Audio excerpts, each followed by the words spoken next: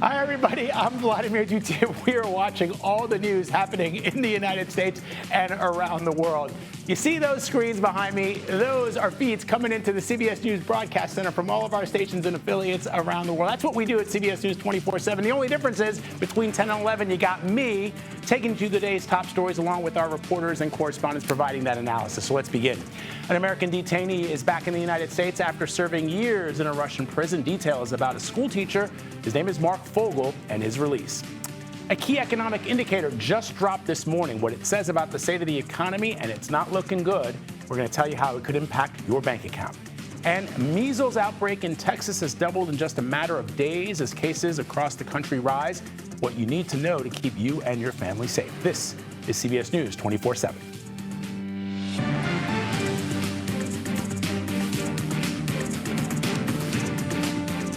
All right, we want to start, though, with the latest inflation data that's coming into the CBS News Broadcast Center, and it came in much hotter than expected. The Consumer Price Index rose by 0.5% in January and is up 3% over the last year. The CPI, of course, is the key gauge the Federal Reserve weighs when making decisions on interest rates. And you can see the markets are not liking it. The Dow is down already 300 points, and it's just the beginning of the morning.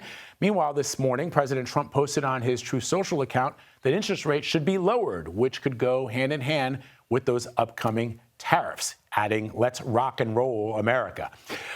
CBS News Money Watch correspondent Kelly O'Grady is here with me in Studio 55. Good to see you, Kelly.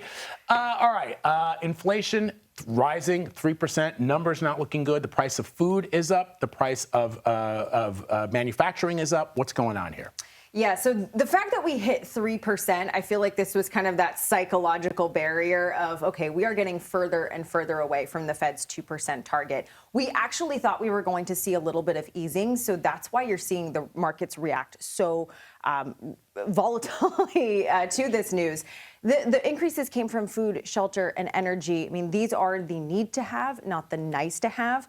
The one highlight, because I always like to come with a little bit of good news, is that rent prices are increasing slower than they were. So that's good for renters out there. You might start to see a little bit of relief if you're renewing anytime soon. But I know you always ask me this question, Yeah. What does this mean for interest rates? That's right. Even more certain than I was last week, we are not going to get cut. And so that goes against what the president is looking for. So, right. So the president suggesting on his Truth Social he's seeing the same numbers, probably not liking it because what he campaigned on is bringing inflation down. What you heard people who were voting for Donald Trump saying during the campaign is that they were worried about inflation. Inflation, although it had been down since June of last year, before that, President Biden had dealt with some high inflationary pressures. They were voting for Donald Trump to bring inflation down. It's rising. The president wants a rate cut. Probably not going to get it. Definitely not going to get it. What's tough about this is, yes, he just took office. This was the January CPI. So a lot of this data is actually from before him taking office, and it does take a while. He's going to say that. You know he's going to say, and he's going it's not me, it's the other guy. He is going to be right in some respects, and it is hard to bring prices down immediately. That was something that he promised to do, but it's just simply not the way the economy works. But yes, we were already expecting to get only 2 rate cuts from the Federal Reserve this year. I was just listening to the Bank of America CEO speak moments ago. His modeling says that we may get none. And so, Vlad, you add on these potential for tariffs, which could raise prices. That's where you start to get into territory where we're already seeing price growth continue to go up. You add on policies that could increase that.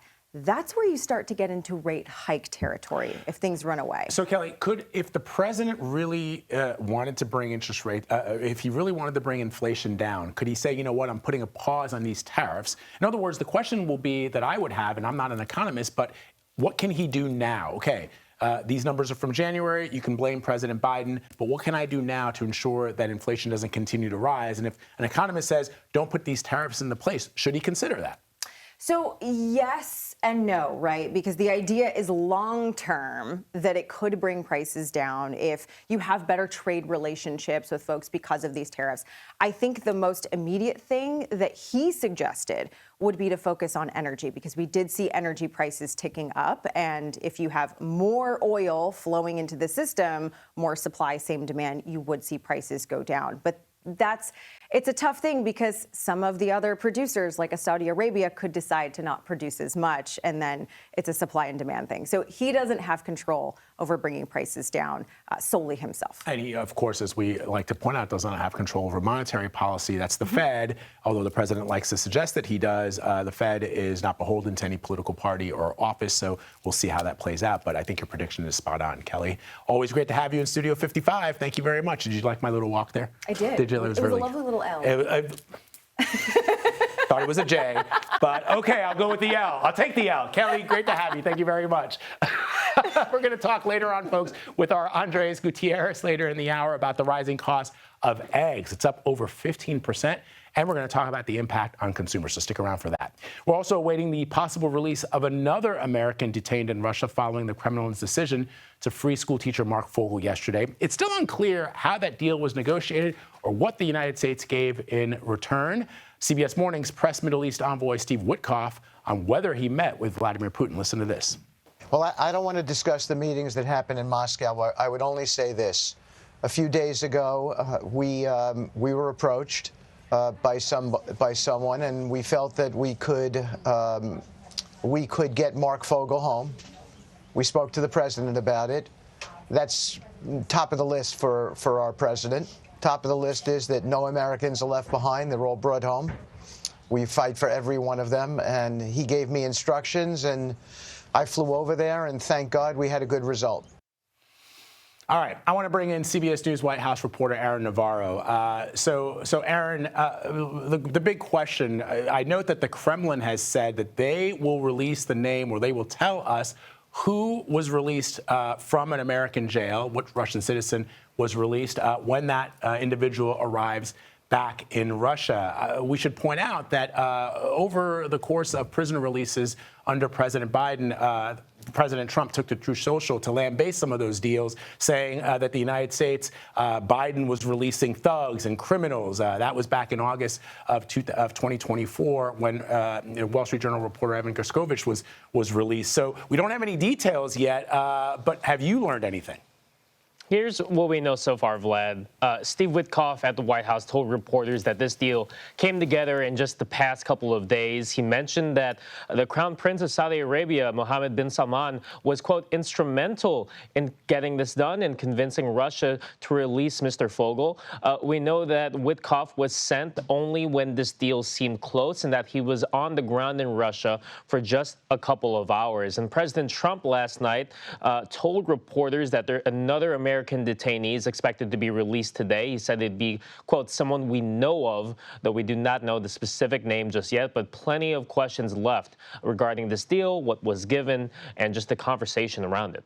Yeah, so I want to read for our viewers what Donald Trump tweeted or posted to Truth Social back in August of 2024 in the wake of Evan Gershkovich's release, only because we don't have any details yet about this prisoner swap with Russia. Here's what the president wrote. So when are they going to release the details of the prisoner swap with Russia? How many people do we get versus them?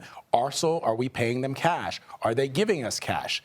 Are we releasing murderers, killers, or thugs? Just curious because we never make good deals. So it'll be interesting, Aaron, to see who this individual is and how that holds up to the president's track record of going against some of the prisoner releases that we've seen in the past. Meanwhile, right. he signed this executive order that empowers Elon Musk and the White House Department of Government Efficiency, or DOGE, to slash the federal workforce. Elon Musk appeared in the Oval Office, as you know, yesterday, Aaron, with the president sitting at the Resolute desk, Elon Musk there with his son. There was a curious exchange when he was asked about some of the claims that he has made, because, as you know, Aaron, he's provided no proof for what he has said to reporters or what he has posted on X. When he was asked about a controversial statement he made about condoms being given out in the Middle East, he said that, well, sometimes we're going to make mistakes. So the question is, how many mistakes are they making, given that there seems to be no evidence to some of the things that he's suggesting?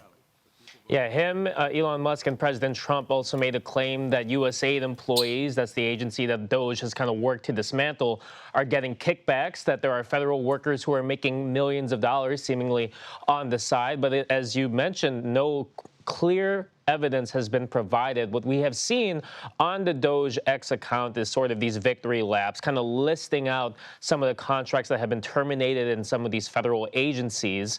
Whether that is constituted as waste versus fraud, they're not really clarifying. Certainly, a lot of focus has been on DEI, which is something that Elon Musk and President Trump disagree with. Whether that is something that is fraud is a whole other thing.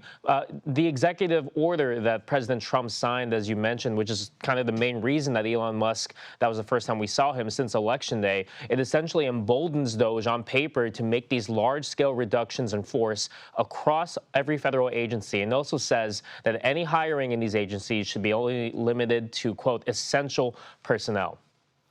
All right, Aaron Navarro for us this morning. Thank you, Aaron. Appreciate it. Okay, I want to show you a picture coming into the newsroom here. Oh, we're going to weather. I thought we were showing something else. All right, let's talk about weather. Parts of the Mid-Atlantic woke up to snow this morning. That system hit Maryland, Virginia, and Washington, D.C., causing several hundred accidents. More wet weather heads toward the west as snow, ice, and sleet hits some northern states. CBS News Philadelphia reporter Brendan Goldner has more. Here in Ocean City, New Jersey, at least 7 inches of snow fell overnight. We're on one of the roadways leading to the boardwalk. Half of it is clear from a plow truck that went through here, but you can still see a good amount of snow on the pavement that can definitely freeze over and cause some concerns, especially for drivers. Now, this other half of the roadway still covered in snow, and there's a little bit of wetness underneath the snow that could be a big concern, especially when it comes to freezing over. Now let's go over to this trash can right here just so you can see how much 7 inches of snow really is. We're going to come right here. Let's cut this off right here. Just look how much snow is really packed in there. Really, putting my hand right there, a lot bigger than my hand. We saw a lot of issues as well coming down here earlier in the morning with roads covered in snow. A lot of New Jersey Department of Transportation plow trucks working through the night to salt the roads and clear the roads for drivers. We also did see at least one crash as we were making our way from Philadelphia down to Ocean City. Of course, officials are urging drivers to be careful as they're making their way to work or to the gym. Back to you. All right, Brandon, thank you very much. Let's bring in CBS News Philadelphia meteorologist Grant Gilmore to first look at the national forecast. Hey, Grant.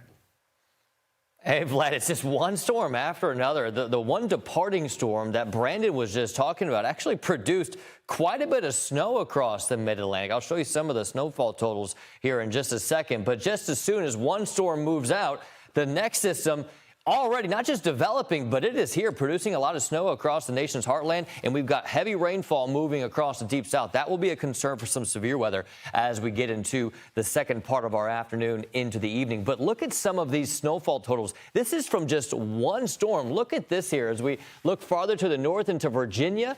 Look at that. Iron Gate, 14.5 inches of snow. Hollins, Virginia, over a foot as well. Even in South Jersey, Cape May reporting 8.8 inches of snow. New York City still got on some action, right around 2 inches. We've got over 100 million people potentially impacted by this next system that's moving across the eastern half of the United States, from snow to severe weather. And then we've got another atmospheric river event ongoing on the West Coast. We'll talk about that in just a minute, Vlad. But look, this active weather continues all the way through the weekend.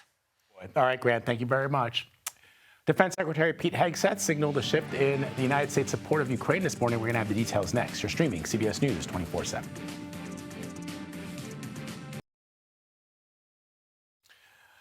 A barrage of Russian missiles and drones struck the Ukrainian capital of Kyiv overnight. At least one person was killed and 4 others were injured. In the northern part of the country, 2 others were injured in a Russian attack targeting critical infrastructure, according to officials. Country's Air Force says it was able to shoot down most of those missiles and drones. Defense Secretary Pete Hegseth addressed the Ukrainian Defense Contact Group this morning in Brussels. In his remarks, he signaled a shift in just how far the U.S. is willing to go in its support of Ukraine. We will only end this devastating war and establish a durable peace by coupling allied strength with a realistic assessment of the battlefield. We want, like you, a sovereign and prosperous Ukraine. But we must start by recognizing that returning to Ukraine's pre-2014 borders is an unrealistic objective. CBS News senior foreign correspondent Holly Williams is monitoring all of this from London. So, Holly, what is the reaction in Europe from NATO, from others, from the Ukrainians about what Secretary Hegseth is saying, that the sovereign borders of Ukraine may not look the way that it did before the invasion by the Russians? Good morning, Vlad. Well, there was quite a lot of meat to what the Secretary of Defence said. He said, quote, "The bloodshed must stop. This war must end." Now, that's not surprising. We know that President Trump wants to end the war in Ukraine. He said he wants a sovereign Ukraine, or the US wants a sovereign Ukraine. That is an independent Ukraine. But as you just heard, he said a return to Ukraine's pre-2014 borders is unrealistic. Now, remember, the first time that Vladimir Putin invaded Ukraine was back in 2014 when he annexed Crimea and began backing separatists in Ukraine's east who seized territory there. Now, that statement from the Secretary of Defense suggests that the US supports some or all of that territory becoming Russian territory permanently. And there was another important qualification as well. Hegseth said that the US supports robust security guarantees to stop Russia from re-invading Ukraine, but does not support NATO membership for Ukraine, which would potentially commit the US to coming to Ukraine's defense if it's attacked again. And he said that US troops would not be part of any international peacekeeping force in Ukraine. The overarching message of what he said was that the US is committed to NATO and is committed to its European partners, but he said that the US's primary focus is at home and in the Pacific, where it's trying to deter a conflict with China. And he said that he wants Europe to do more to guarantee its own security. So, Holly, if you're Ukrainian and you're listening to these comments, essentially it sounds like what the president, through the Secretary of Defense, is saying is, okay, for Russia's illegal actions, they get to keep a portion of Ukraine.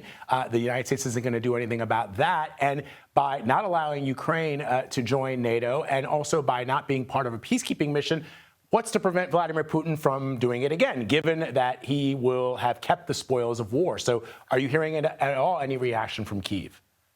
Look, there hasn't been any official response that I'm aware of, but we've had a new interview with Volodymyr Zelensky in the UK's Guardian newspaper. He said that any security guarantees need US involvement because he said that Europe cannot do it by himself. Zelensky has long wanted NATO membership for Ukraine. That's exactly the opposite of what the Secretary of Defense said today. And when it comes to those pre-2014 borders, we know that Ukraine envisages doing some kind of land swap as part of a ceasefire deal, handing over territory that it has seized in Russia in return for its own territory coming home. Whether or not it's willing to give up on Crimea, for instance, we don't know at this point. Also in that interview, very interestingly, Zelensky seemed to be playing to President Trump, the businessman, talking about offering US companies lucrative reconstruction contracts, access to Ukrainian rare earth, and investment concessions. So seeming to offer Trump a kind of quid pro quo in return for US protection. Historically, we know that he loves those. Holly Williams with that really important reporting for us this morning. Holly, you've been covering that conflict since 2014 and even before. Thank you very much. Appreciate it.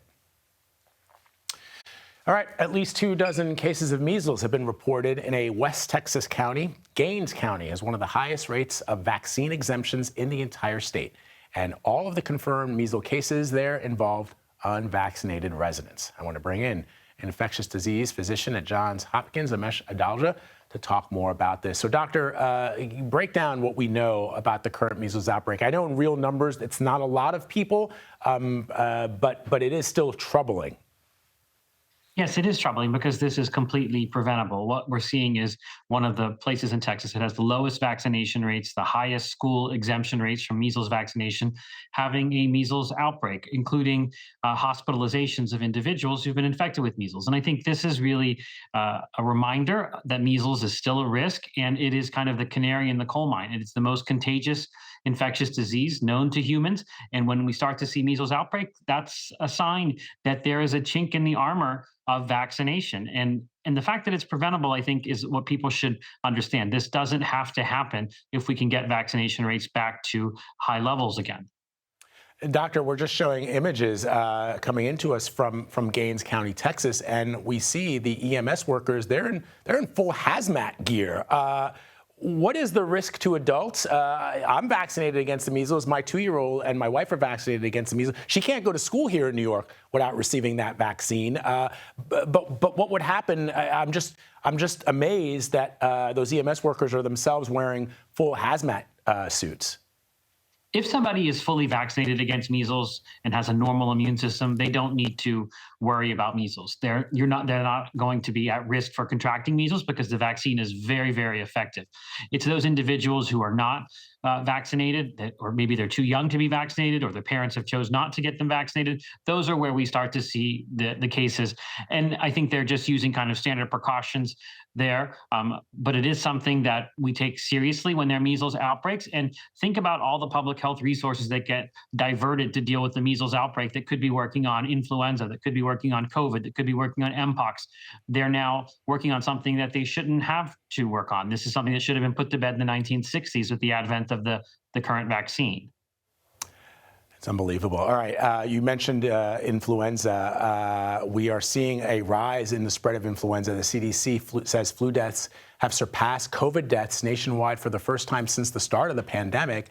So what is it in particular this year about the spread of flu? Again, I always wonder when I see these news reports coming out of local news stations about people being hospitalized for the flu, I wonder if these individuals are vaccinated. It's something that, again, my family and I do every year at the start of flu season. We get vaccinated because you never know. And I know that even if you are vaccinated, you can still catch the flu, but hopefully not end up in the hospital. So this year's flu season is sort of kind of hearkening back to what it was like pre-COVID. And I think many people kind of have a little bit of an amnesia about how bad flu seasons could get. So that's what we're seeing is basically a return to pre-pandemic influenza. And this is something that is definitely impacted by lower vaccination rates. And as you said, flu vaccinations don't protect you always from influenza, but they do protect you from severe disease, hospitalization, and death. And many of the patients I've taken care of with influenza have not been vaccinated, that have been hospitalized. But there are some people that still can be hospitalized even if they have the vaccine. And this is a pretty rough flu season right now. We've seen schools have to close because there were too many cases to actually conduct class. We've seen pediatric deaths occur. And this also goes in line with vaccination rates falling. Vaccination rates in children have fallen. Vaccination rates in adults have fallen. We've seen the anti-vaccine movement kind of bleed from COVID into influenza. And again, this is something that we can minimize by the use of vaccines. If only about 50% or less of the population are getting vaccinated, you're going to see hospitalizations occur. You're going to see disruption occur that could be prevented if more people use the vaccine. The vaccine is a tool to get through respiratory viruses, and I think people need to see it that way. Yeah, Doctor, when I was a foreign correspondent based in West Africa, I did multiple stories where entire villages were ravaged by preventable diseases, and in particular, in one case, polio, which at the time, Nigeria was one of 3 countries that still had polio cases. They've subsequently have been able to finally get rid of it. But I remember people who don't have a lot in life telling me that they couldn't imagine that a country as wealthy, as highly educated as the United States would have challenges with vaccines, given the abundance of the vaccines in the United States and the dearth of vaccines in West Africa. They couldn't wrap their heads around something that was preventable. Dr. Amesh Ajala, thank you very much, as always, for speaking with us. Thanks for having me. All right, still ahead, as cases of the bird flu continue appearing across the country, CBS News visited one farm in Nevada for a look at how they're keeping animals and ultimately humans safe. You're streaming CBS News 24/7.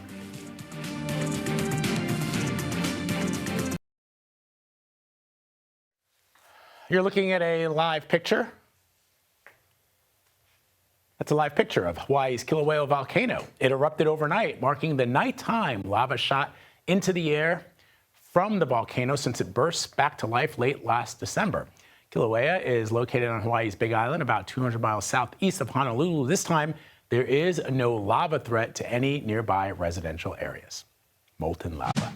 Love saying that. Next hour, the Senate will vote on Tulsi Gabbard's confirmation for Director of National Intelligence. Her nomination was met with some hesitation by some key Republicans in the Senate, but it now appears that she has the votes. I want to bring in CBS News congressional correspondent Torian Small. So, Torian, what does it tell you that the Vice President of the United States is out of the country for this vote, meaning he's not needed for a tiebreaker? Yeah, it means that he has done the math, and it shows that Tulsi Gabbard has the majority of the Republican conference, at least the numbers needed in order to be confirmed. We were watching people like Lisa Murkowski, Susan Collins, Todd Young of Indiana. These were people who are normally reserved or at least had some frustrations about the process. Ultimately, all three of those senators came out and said that they'll be supporting her. And it's likely in the next 30 to 40 minutes or so, she'll be voted out of the Senate floor and she'll be headed to the Department of National Intelligence. All right, Torian, let me ask you about the DOGE executive order from earlier this hour. We're now seeing the first DOGE subcommittee hearing happening on Cap. So what is the DOGE subcommittee like? Who's chairing it? Like, what is that?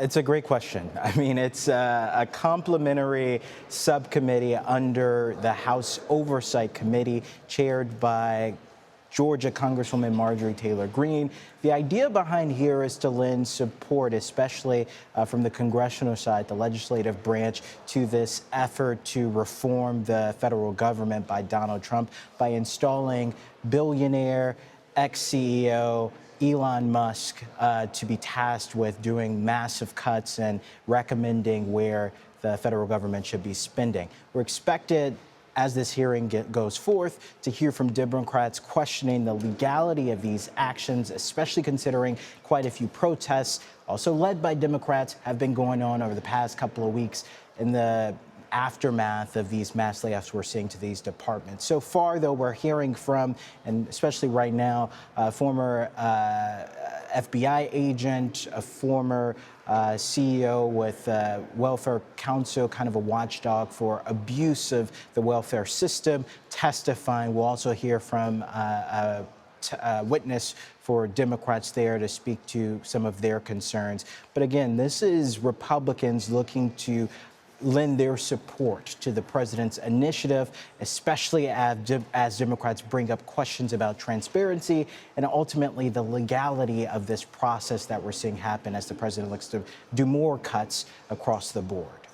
So, Torian, take me back to my fourth grade civics class. I was born in the 60s. I don't remember that far back, but you might. Congress controls the purse strings, do they not? Or is it that unelected CEOs can control purse strings? I'm confused as to why members of Congress are abdicating their responsibility in actually controlling the federal. They control the budget. Yeah, I mean, you are certainly smarter than a fifth grader because you got that answer correct. Congress definitely holds the purse, but Republicans here, considering they hold the majority in both the Senate and the House, and there's a Republican in the White House, they're saying they're on board with some of these radical changes, as Democrats are calling them, and saying that they're lending their support. They're looking to codify a lot of these changes, especially as we're seeing litigation go forward about them through legislation that they're pushing forward. Likely that will be riders to this massive budget reconciliation bill that they're pushing forward. But asked Senator Johnson or Speaker Johnson about that, whether or not Elon Musk can start making these massive cuts or who would be footing the bill for these buyouts that the Trump administration is offering to former employees, he said it will be included, so stay tuned in this budget bill. Okay, and I can tell you, Torian, even when I was in fifth grade, I wasn't smarter than a fifth grader. So I'll take the compliment. Thanks, brother. Appreciate it. All right, we've been talking about new inflation numbers. We know that egg prices are still sky high. They're rising as the potential spread of bird flu threatens farms across the nation. The average price of a dozen large grade eggs hovers at around $4. I've seen it as high as $7 here in New York City. That is more than 50% up from last January. And the U.S. Department of Agriculture estimates that prices will rise about 20% this year. So let's bring in CBS News reporter Andreas Gutierrez to talk more about this. Andreas, you got a first-hand look inside a farm in Vegas. What are farmers worried about when it comes to preventing the cross-contamination of the bird flu?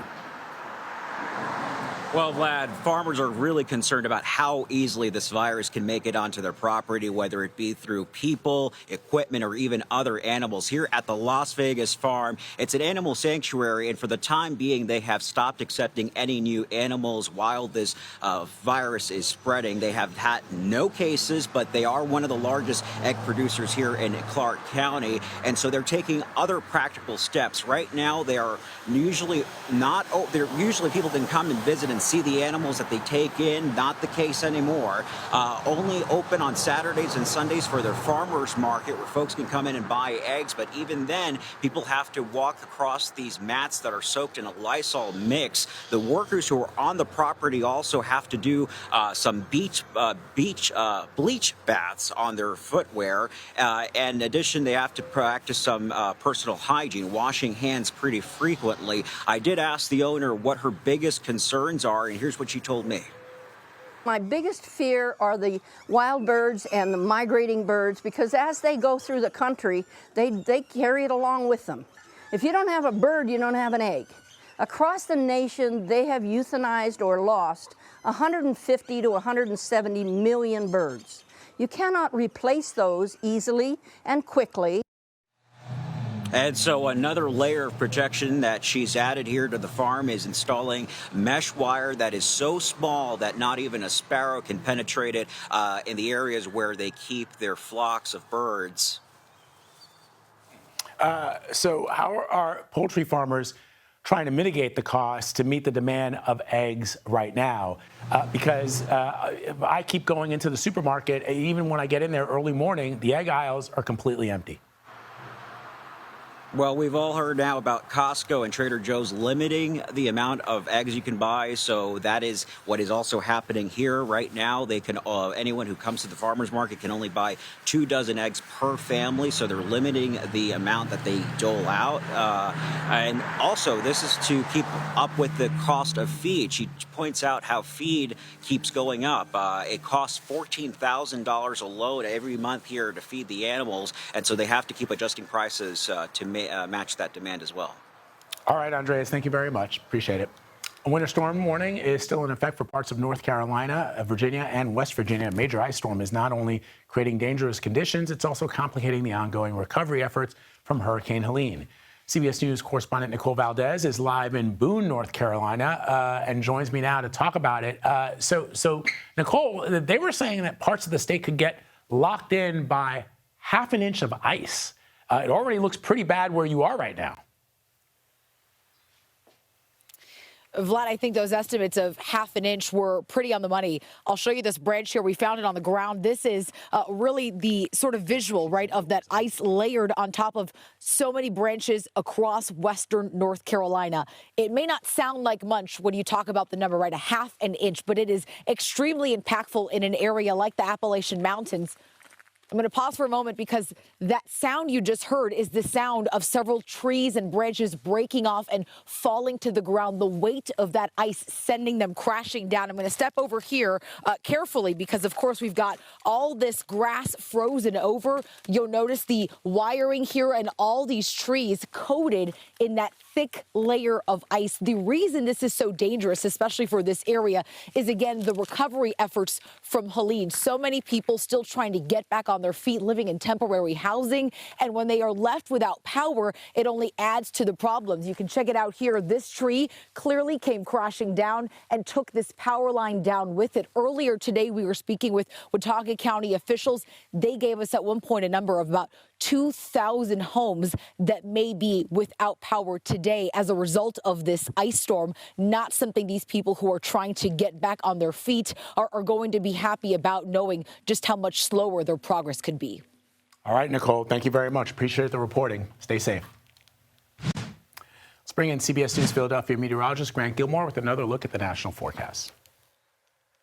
Hey, Vlad, look, the ice is just awful. It's all that weight from the frozen, freezing rain, right? That's sitting on all those branches, causing all those limbs to break and ultimately producing all the power outages. So you had ice across the central and southern Appalachians, but then you had the snow to the north, and many across the mid-Atlantic waking up this morning with quite a bit of snow. Look at some of these snow totals across the Northeast today, where we're waking up with, doesn't look like our graphics are working, but some parts of Virginia waking up with snow totals over a foot, 14.5 inches of snow in Iron Gate. Even as far north as Cape May, New Jersey, picked up nearly 8 inches of snow. It's a lot of snow on the ground right now, but actually now we're tracking our next system. So we've got the departing system moving off the shore, and then we're tracking our next snowmaker. In fact, another severe threat on tap for us today. In fact, we've got over 80 million people under the threat for some sort of winter weather from the West Coast all the way to the East Coast. And then you've got the threat for severe weather across the South this morning. In fact, a newly updated enhanced risk for severe weather is in effect from Mississippi across over into Alabama today, where they could see some damaging wind gusts and even the possibility of some tornadoes as we go through later this afternoon into the evening. So this is round two after the storm that moved through last night. Here comes round two. Another weather maker moving across the eastern half of the United States. This is going to bring another round of sleet, ice, and snow, along with that severe threat and threat for heavy rain and flooding across the deep south. And then you've got another atmospheric river event beginning to pick up over on the West Coast today. This system is going to bring not just rainfall, but a lot of snow. Mountain elevations could see between 2 to 4 feet of snow before this event is all said and done, Vlad. Some places, even into Southern California, are going to pick up on some rain, but over those burn scars, we'll have to watch out for flooding, where places could see upwards of 6 inches of rain through the weekend. Back to you. Wow. Okay. Grant Gilmore, thank you very much. Israel is now echoing President Trump's ultimatum to Hamas, demanding all hostages be released by Saturday, or the ceasefire is off. Reaction from the region next. You're streaming CBS News 24/7.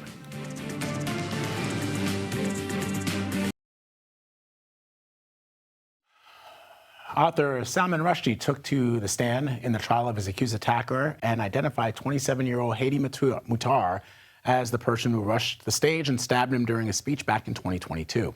Rushdie described the attack and the injuries sustained in very graphic detail to the jury. The incident left the author partially blind with permanent damage to one hand. He wears an eye patch now. Mutar has pled not guilty. The trial is expected to last a couple of weeks. President Trump is continuing his push for a U.S. takeover of the Gaza Strip and claimed the United States will not have to even pay for it. Listen to this. We're going to have Gaza. We don't have to buy. There's nothing to buy. We will have Gaza. What does that mean? No reason to buy.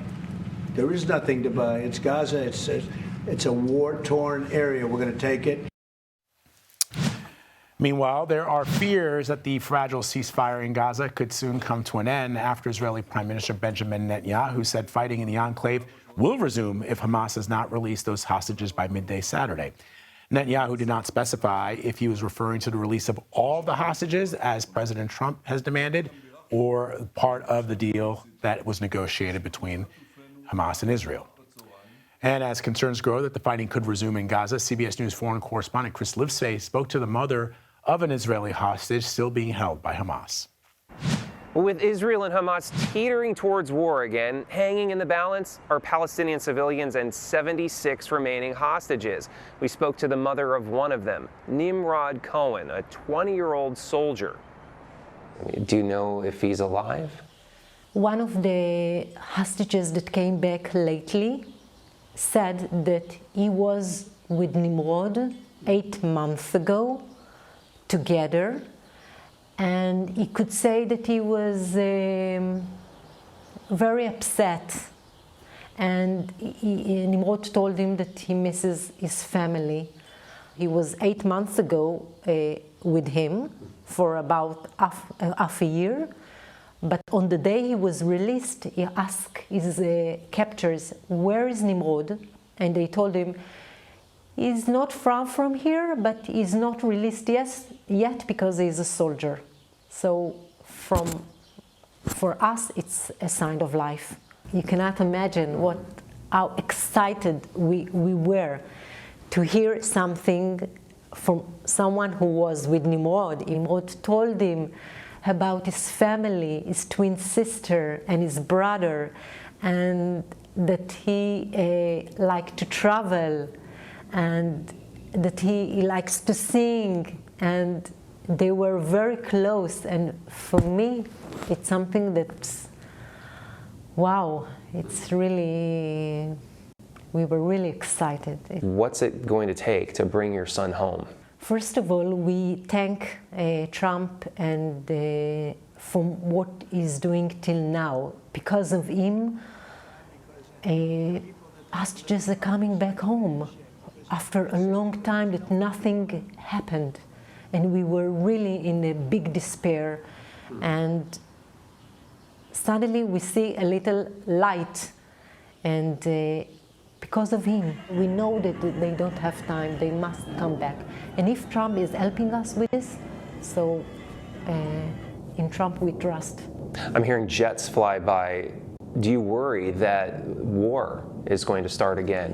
When there is a war in Gaza, we heard and we know that some of the hostages were killed because of the war, and that our military is what they are doing in Gaza.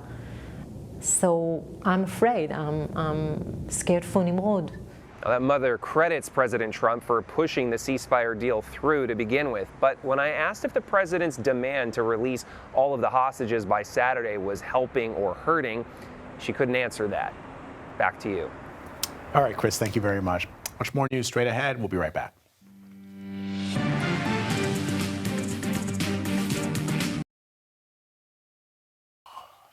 NASA says it has a plan to bring home the two Starliner astronauts that have been stranded at the International Space Station since mid-March. Barry Butch-Wilmore and Sonny Williams have been at the ISS for nearly 290 days. Their mission was only supposed to last a little over a week, but the ship they were on ran into some propulsion problems and some propellant leaks, so the plan is for the crew now to launch around March 12th. That is the Dragon spacecraft. It's expected to bring Williams, Wilmore, and two other astronauts back to Earth on March 19th or March 20th. Fingers crossed. The Westminster Dog Show took over Madison Square Garden yesterday, and the top dog made history. This is 5-year-old Monty, the giant schnauzer. First of his breed to win Best in Show. Third time's a charm for the good boy. He was out there 3 times trying to get the top prize. Jason finally made it. Beat out 2,500 other dogs. Who else can say that? Who else can say that in here? Nobody can say that. Congratulations to Monty. Meanwhile, the city of Philadelphia is preparing for the Eagles' victory parade this Friday. The Eagles became Super Bowl champions, largely thanks to quarterback Jalen Hurts, who was named Super Bowl MVP. And earlier this morning, everybody who is an Eagles fan who doesn't have an actual job on the show showed up at our studios at 1515 Broadway on CBS Mornings because Jalen Hurts was there. And he spoke about how the last few days have gone since winning his first title. Check it out.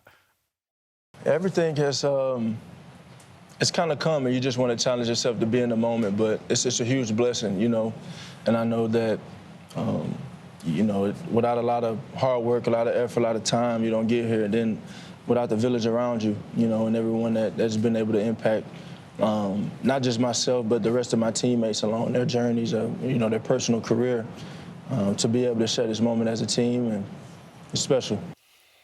Let's bring in CBS News Philadelphia meteorologist Grant Gilmore with the last look at the national forecast. Grant, I'm not kidding. Accountants showed up. People who never get up at 4 in the morning awesome. showed up to our studio wearing like Eagles gear. And I'm like, you don't even work on this broadcast. What are you doing here? But the Eagles, they show up and they show out, don't they?